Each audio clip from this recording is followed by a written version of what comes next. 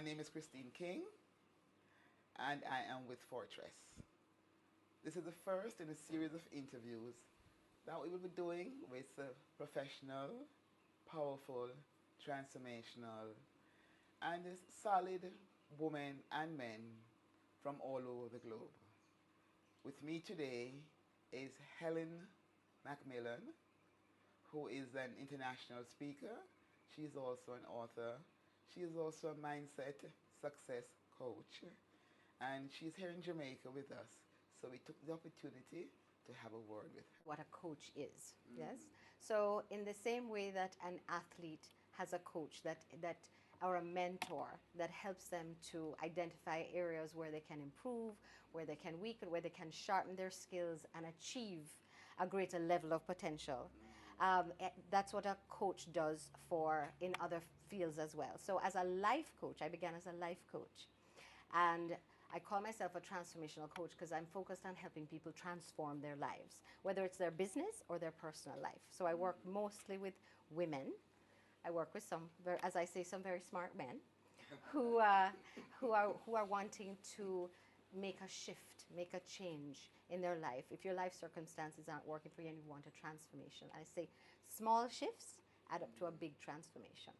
So that's what I do. I work with people to help them to transform aspects of their life or their business. So can you give us an example, like what now? I would say, like for myself, I get stopped. I'm limited. I feel, inside of me, I limit myself. I stop myself. Is that the kind of situation that you would work with? Absolutely. And by the way, we all do that. So I'm a transformational coach. You better believe I have a coach too. Okay? So because we are taught, we are all conditioned to believe certain things about life, about ourselves, and some of them are quite limiting. So we create according to our beliefs. So if you are creating something that is not working for you, then what you need to do is look at the beliefs that are driving that, because the beliefs drive the behavior or the actions, and the actions determine the results that we get. So by doing that, we look at the beliefs and we transform them, and that's how people transform their lives. And yes, so when you get stuck, as we all feel like we get stuck, because when we get stuck, we've hit up against a self-imposed or a learned limitation. And so when someone comes out, I love, there's a book called A Course in Miracles. I don't know if you're familiar with it. Some people call it the addendum to the Bible, but it's a channeled piece of work, a very popular book. Marianne Williamson made it quite popular as well. But one of the things it says is that a miracle is a shift in perspective. A change of perspective. If I'm looking at something from this angle and I turn, I have a completely different view. True, definitely. I can fully relate to that. So what was it that led you from where you were? I understand you're a St. Jude's old girl. I am. You also went to St. Andrews. St. Andrews and Snandra High. Snandra High. And then you migrated and you went to university overseas? I did. I went to Howard University in Washington, D.C., as so many Jamaicans have. And then I stayed in the States for about a year. As soon as I got pregnant with my first child, I said, time to go home. So your degree was in the area of business? No, my degree was in physical therapy. Okay. I did physical therapy and I practiced I'm still a licensed physical therapist, but I stopped practicing about 2 years ago when I stepped fully I'd been doing coaching and physical therapy for about 4 years. So when did you graduate, more fully into being a transformational coach? Oh, well, it became what was the turning point I tell you how I got into coaching to begin with. I've always done, when I was here in Jamaica, I had a business called Healing Hands, which started out as a physical therapy practice and then evolved over 15 years into a complementary wellness center. I had a yoga studio. I love to learn. When was that? That was I started at Healing Hands in 1989, and I closed it when I left Jamaica at the end of 2003. Oh, in Kingston? Yes, initially I was at the Pegasus for many years, and then for 5.5 years I was at Pegasus, and then I moved to my dad had a building on Monroe Road, and I moved it there, um, sometime that would have been in the early 90s, in the mid 90s, yeah. So I was and so I had this complementary wellness center that kind of evolved because I was always seeking healing. As a physical therapist, I always was looking for the root cause of a problem. Because otherwise, what would happen is you fix it, they get relief, and then they come back next week, back at square one. And I'd be like, what's going on here? So I've always had a curious mind. So I would, and I love to learn, and I love to travel. So I would combine them. So I've studied all over, and China, and I've studied in the States. And so I was always looking for what is the root cause of this thing and looking for the answer. And I luckily had some amazing clients, patients, who were always willing to go on the journey, because I'd come back from a course learning something new, and no matter what you come for me that week, that was what you were getting. I'd be practicing that. So, what really drove it, so apart from just being curious and wanting to heal, as opposed to, as I say, I'm not a Band-Aid therapist, looking for the root cause, I really began to see the link between the mind and the body. And I remember saying years ago to a lady who worked with me, I said, the day will come. I was also a born-again Christian at the time. And I said, the day will come where I don't need to touch people to heal them. And I don't even know where that came from. But I also tend to channel. Information comes through me. And I've always been deeply spiritual. And I tell people now, I'm unapologetically not religious and unapologetically deeply spiritual. So my patients would very, very kindly accommodate me, and I went on this journey of learning, but we're always only learning, looking for our own healing. I grew up as an intuitive child, as an empath, which is one who feels and is very aware of other people's emotions and feelings and energies, in a house with a lot of secrets. As so many of us do there. Every family has their challenges. And so I actually thought that I was kind of crazy, because I'd see things other people didn't see, hear things other people didn't hear. And as a child, you say that to an adult and like, I don't see that. What are you talking about? You're crazy. So I thought I was crazy. And I struggled with depression for most of my teenage years and most of my 20s. And I was really good at wearing masks, which is perfect, because now I recognize people's masks and see beyond it very easily. So it was a honing of that skill. And because you grow up around people who are not being true to themselves, so they can't be true to you, it honed my ability to read energy like that. So I can feel somebody's energy shift in an email. It's amazing.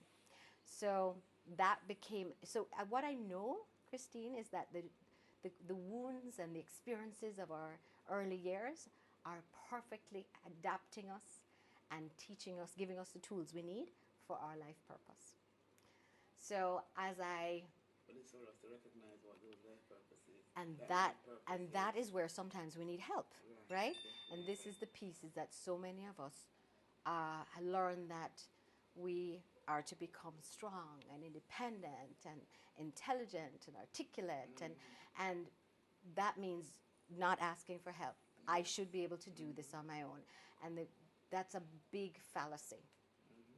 Because the thing is that I can help you with something, and very well, very gifted and very skilled, and that might be my weakest point. So it's the thing I need help with as well. So that was my journey of, I had healing hands for 15 years.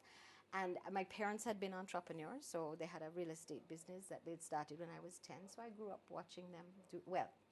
Whether we liked it or not, we had to come and view houses and knock on gates and run the business. And that wasn't a choice. I would have probably liked to have been out romping more with my friends, but I didn't know it. In hindsight, it was a great education. I'm grateful for it now. But the one thing I didn't see modeled for me was self-care. And especially with my mother, it was always, as most of us women do, we give to everybody. and not so much to ourselves. And so when I had my own business, and especially being in a helping healing business, someone coming in pain, it doesn't matter that it's the end of a long day, I would be like, all right. And I ended up burning out, not once, at least 3 times. And that was a turning point for me. I was like, I can't do this anymore. I ended up in the hospital. And this was out in the real estate. Which business was This that? was when I had healing hands. Okay. This was when I had healing hands. Mm-hmm. And I ended up, a gastroenteritis that the rest of my family had, ended up almost killing me. Ended up in UA for 4 days. So you picked up the same kind of illnesses that your parents, that my patients had sometimes, but also this was just something. I had young kids. You know, they bring home a cold, you end up getting it if your immune system is compromised. But I was taking care of everybody and not taking care of me.